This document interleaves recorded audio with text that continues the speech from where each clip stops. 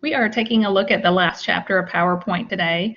It is reusing a presentation and adding media and animation.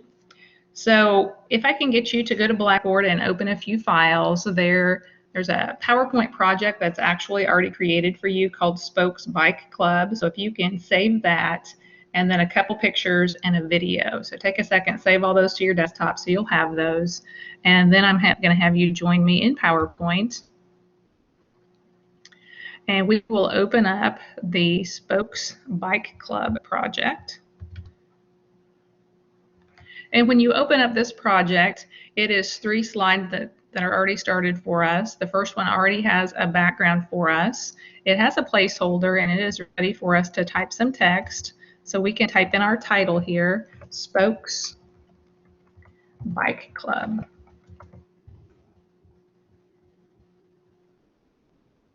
And they've moved the placeholder more over here to the right. So remember, you can resize those placeholders. It looks like I have the background selected. I can select here and move placeholders wherever you would like, and you can delete those also if you need to. Let's choose a different font face, maybe something a little darker and bolder. All right, we are going to work with the clip art that's over on the next slide. So let's go to slide 2 and let's select our graphic, and I'm going to just copy that and paste that on slide 1. Now I'm going to minimize slide 1 just a little bit, so zoom out just a little bit, and I'm going to paste my picture here. And I'm going to be able to work with this. Now, they want us to ungroup and take this apart, but when I click on the shirt, it is already ungrouped. So to group and ungroup, you can go right here, but it is already ungrouped. I can just select the shirt. So I'm going to just right click and fill that with a different color. Pick whatever color you want. They have just selected yellow. Let's go to each of the wheels. And the interior of each of those, I'll fill that with yellow also.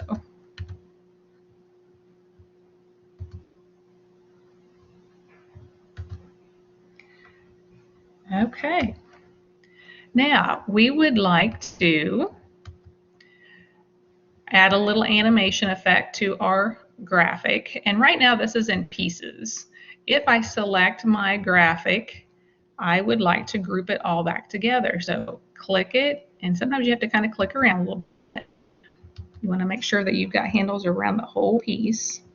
And if you right click, you're looking for the option that says group, and we want to make sure that it's grouped together already. So if it's not grouped, it might say regroup. But it looks like it's now one big piece. I keep selecting my background accidentally. There we go. All right, now I want to add a little effect to my biker. I'm going to make this a little bit smaller. And I'm going to drag him just to the left here. And I'm going to have him drive across slide 1. Now I want to show you how you can kind of creatively make some things out of shapes. So we're going to insert some shapes on slide 1. I'm going to grab a rectangular shape. And I'm just going to draw, and I'm going to make a little highway down here at the bottom of my slide so you can drive on the road. I'm going to fill it with a little bit of gray, outline it in black, and then I'm going to insert shapes again. I'm going to go down to equations and get the minus sign and make my center line here. I'm going to fill it with yellow and outline it in black. And then let's copy paste that a few times. And we'll spread those out on our highway. Remember, those red dotted guides kind of help you keep things lined up. And we're just kind of playing for practice, so it doesn't have to be perfect.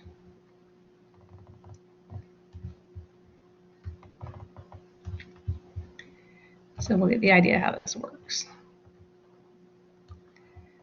Okay, now what I want to show you this is a bunch of different pieces. I have several shapes going on here. I would like to select all of my shapes and group those together. So Control lets you pick up more than one thing. So select all items. You can see they have sizing handles around each piece, and right click and group. And we'll group that together. And now this should be one piece.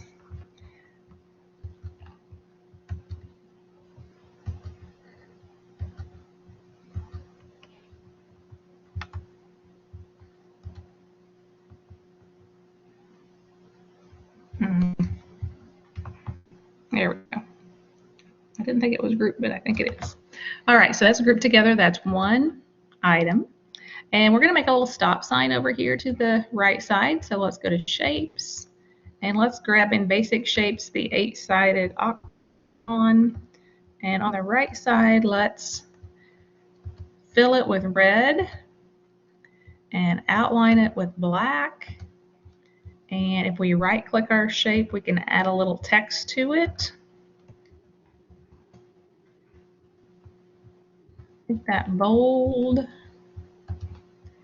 Maybe a little bit bigger. Okay. Now let's insert one more shape, and then we'll be done with our little drawing experiment. So creatively incorporate shapes in your big projects that you create for me. I don't want you just to stick a happy face on the last slide. I want you to think of some way that you can kind of creatively incorporate shapes. All right, so I want my biker to bike across the highway and stop at the stop sign. So let's go to Animations, and let's go to Entrance. I could do an entrance effect, or if I wanted to draw my own path, let's try a custom path. And we're going to have our biker drive across the road and stop. So double click when you're ready to let go of your. For some reason, I keep grabbing that background.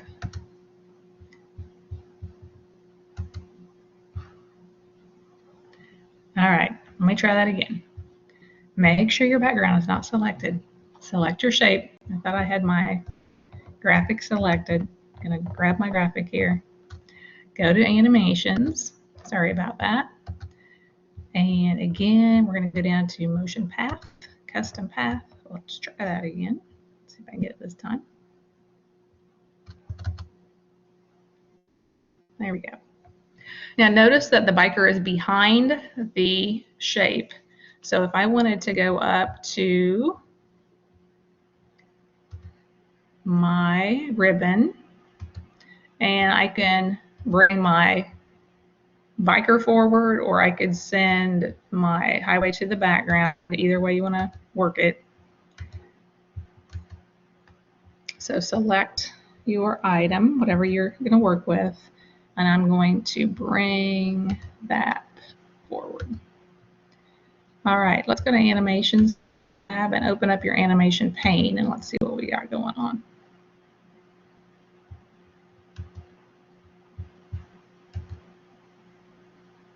There we go.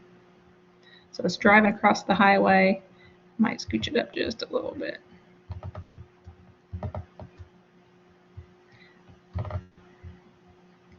And you can decide the stop and start point. So if this was a little close to the stop sign, you can get on it and you can pull it back a little bit if you need to. Or you can delete that entire path if you would like to. Now, if I wanted to adjust the timing, if I wanted to make the biker go faster or slower, I can adjust timing right here. I can click on it, or I can get the drop down and go to timing, and I can make it go. Remember, you can go from very slow to very fast. All right, so that is our slide one. Have a little bit of animation. We have shapes going on. We have a little bit of text. We played with grouping. Let's go to slide two. On slide two, we're going to drag our biker to the side, and we are going to, he's being a little contrary, we are going to work with the background of this slide. So let's right click our background, and they have filled it with a gradient fill. So we'll go to Format Background.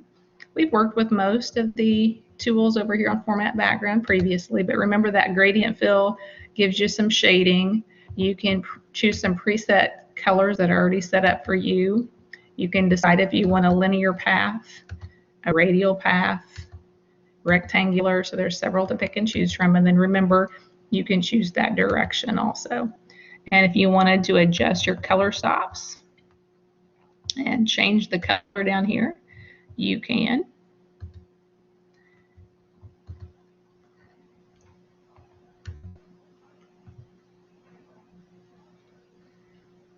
All right, let's add a little text. We have a bulleted list on slide 2. We have events and tours.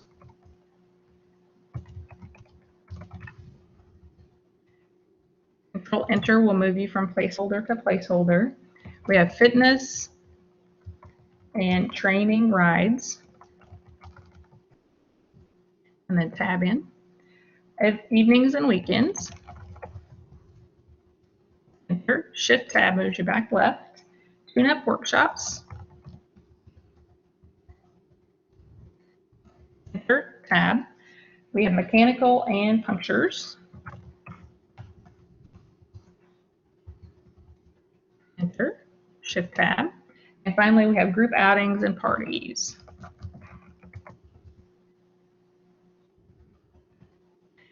Okay, and then we are going to insert a shape across the bottom. They have a grassy little area drawn for our biker on this slide. So we're going to get a rectangle going across here again. I want to show you this tool that's kind of fun.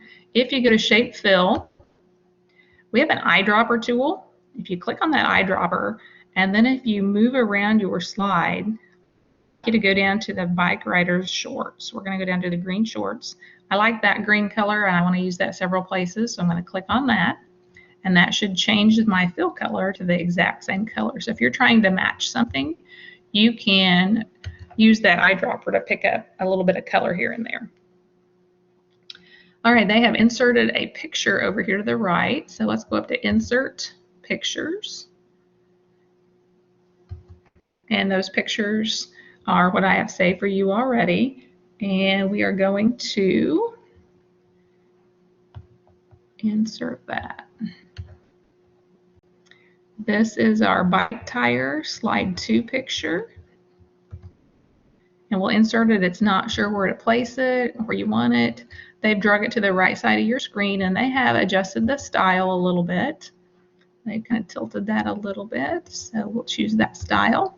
And if I wanted to add that same color border, notice it hangs on to that border right here for me.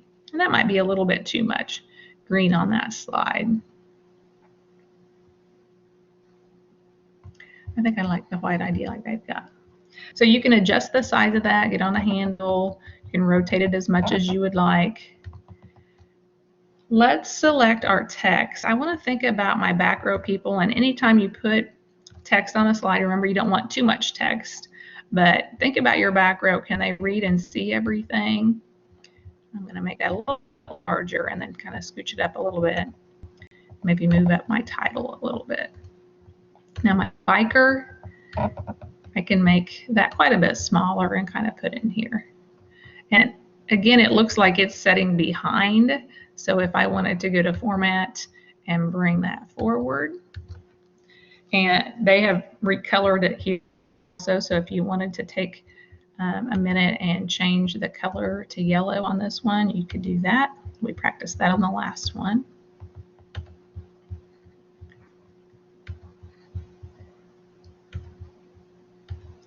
All right, I think that is our slide 2. So a little bit of text, draw a shape again, and a little bit of a picture.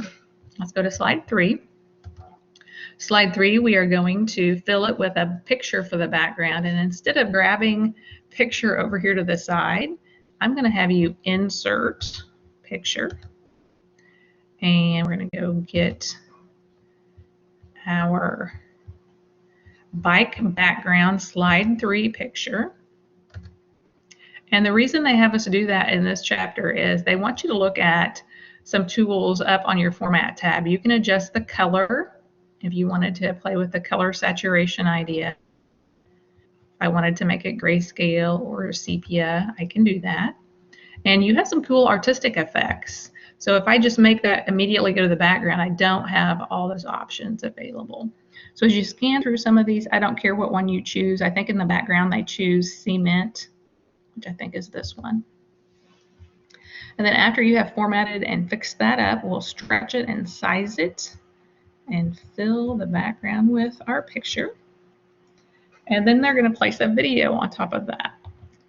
So we'll go up to Insert and go over to Media. And we're looking for video. And if we get video on my PC, you have already saved that file also from Blackboard, and it's called the biking video, and we'll insert it. It's going to take up most of our screen, and they really want that just to be a little bit smaller. And I'm going to kind of scooch that over here to the side. Now we can go up to playback, and I can set that up for automatic if I would like. I could play that full screen if I wanted to. I can hide it while it's not playing if I want to. But I want you to take a look at trimming, and you can trim this just like we could trim our audio, our voice, our music, any of those files for media, I can trim.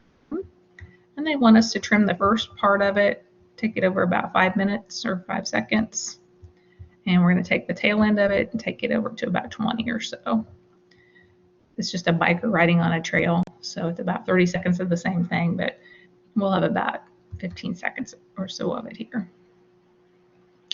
And we can also go to Format, and if you wanted to add style to this, you can if you want to frame it. If I wanted my border to maybe have that green color that I used on the previous slide, I can do that. So we've got a background going on. We have a little video. I want to incorporate and show you how you can use a text box. Text boxes are kind of handy as you are working, maybe adding captions, or you want to stick a label somewhere and you don't have a placeholder that's working quite right. I'm going to type in relax and enjoy. So you might incorporate a text box. Now I want to select my text here, get it a different color so you can see it, and a different size. So let's go to color. Let's use that green color again. So notice after I use that eyedropper, that green's showing up everywhere, and I can use it in lots of different places. So I'm going to make that bigger, and then what I wanted to show you here is you can adjust your text direction.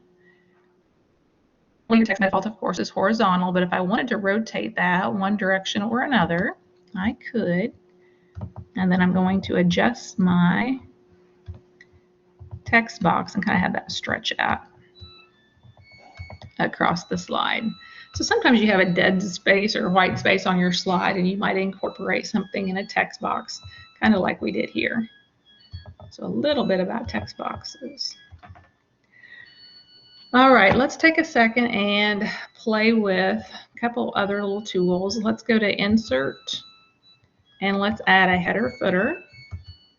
You can add a header to the actual slide itself or to a notes and handouts page. And let's go ahead and have the date, slide number, and let's put your name in as the footer. We can also have maybe a handout ready for our audience when they come in for the presentation, or maybe I want a notes page. And I can add date and time, a page number, a header, and a footer to that. So let's type in PowerPoint Project 3, and let's type in Micro App 1 here. So I can apply that. Now I want to show you what that looks like. If we go up to View, and let's look at a notes page for a second.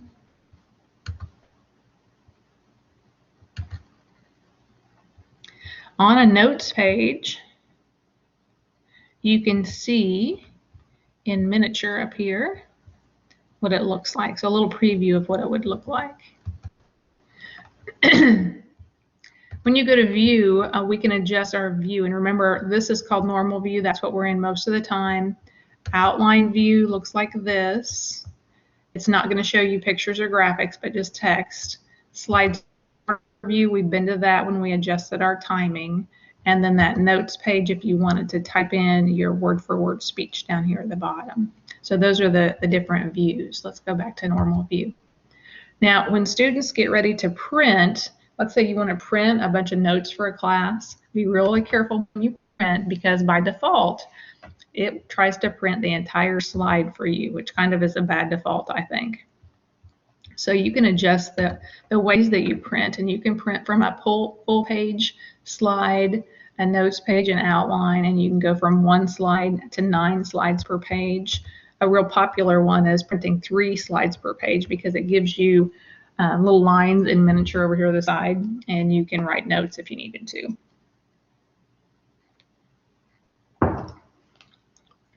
So that's a little bit on printing. Okay, let's see what else we might want to show you. Let's select our title, and there's a little tool called Quick Styles. And if I wanted to add color behind it, notice how that is just going to put a box, a colored box of text behind, and I could fill that with a different color if I needed to. So that is a quick style, and you might play with that idea. Let's take a look at insert. I think we played with a lot of these tools. A table is an easy way to insert data, organize it. You might incorporate some tables as you're making some of your presentations. We played with SmartArt. That's an awesome tool to incorporate. Charts are easy to bring things over from Excel and put those in PowerPoint, or if you want to make one immediately in PowerPoint, you can do that. We just did a text box and header footer. We played with most of these tools already. I just want to double check and see if there's something else that you might find beneficial. Design, remember, you can adjust the design of your presentation at any point. And remember, your color schemes are over here to the side. If you wanted to adjust your colors, you can. Let's add transitions to our presentation. After you choose a transition, remember that some of those have effect options, and you can adjust the direction. So not all of them have that option. If it's gray, it just means that transition doesn't have an effect that you can adjust. You can adjust the time here for that also. If I want to add some sound to a transition as you move from slide to slide, you can do that right here. And then, of course, we have been playing with making our show automatic. So I can take off a mouse click and put my time in. That's when we've been going over to the slide sorter. And, you know, if I wanted to put 5 seconds on every slide, I can do that. Let me show you another way to add timing, and that is up on the slideshow tab. It's a tool called Rehearse Timings. And as you're practicing your presentation, it is going to let us decide when we click. So I'm going to hit F5 to run my show. And when I click through my show, it records that time for me. Let me try that again. Let me take my time off that I just added. Okay, slideshow, rehearse timing. And you'll notice if you're in it correctly, a little timer is going in the upper left-hand corner. The time on the left is the slide time. The time on the right is the entire presentation time. So I want to read through this, make sure a person would have plenty of time to read that. I want to watch my video, make sure I watch the entire video. So I think that's a little bit easier method for recording time. And then I can enter, and then it's going to ask you, okay, the entire time was 28 seconds. Do you want to save that? And I can choose yes or no.